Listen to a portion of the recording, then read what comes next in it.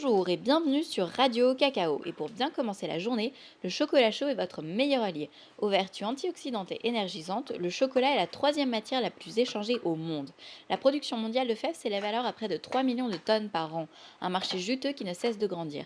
Mais d'où vient cette denrée tant appréciée des petits et grands? Eh bien principalement de la Côte d'Ivoire, qui à elle seule produit 43% de la production mondiale.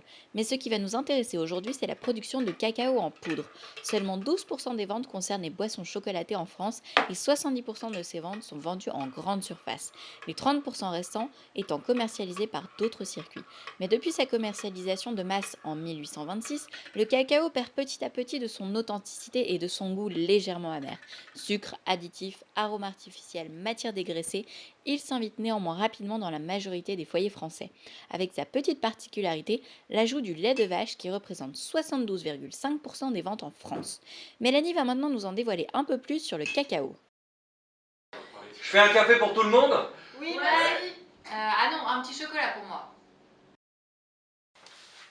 Et dire que le chocolat chaud était une boisson divine dans les civilisations mayas. Il était même préparé pour être offert aux dieux. À base d'eau, de piment et de xocoatl, il était uniquement bu par les guerriers et les chefs mayas.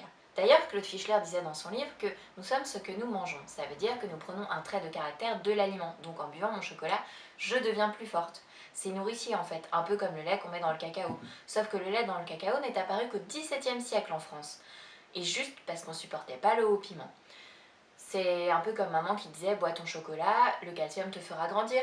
En fait, c'est la pensée magique, et la pensée scientifique a longtemps renforcé cette idée. Mais d'ailleurs, le lait a plusieurs symboliques. Déjà, c'est la fertilité pour tous les animaux. Ensuite, c'est aussi la survie de l'homme. Tiens, ça me fait penser que Serge Guérin disait que le chocolat est un lien social.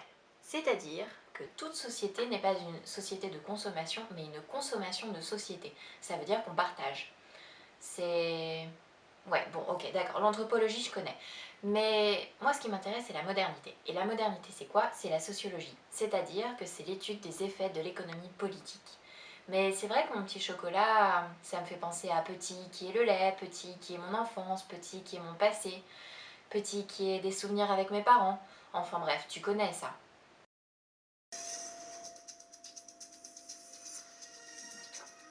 Ah, je vais faire des tisanes, t'en veux? T'aurais pas plutôt un petit chocolat?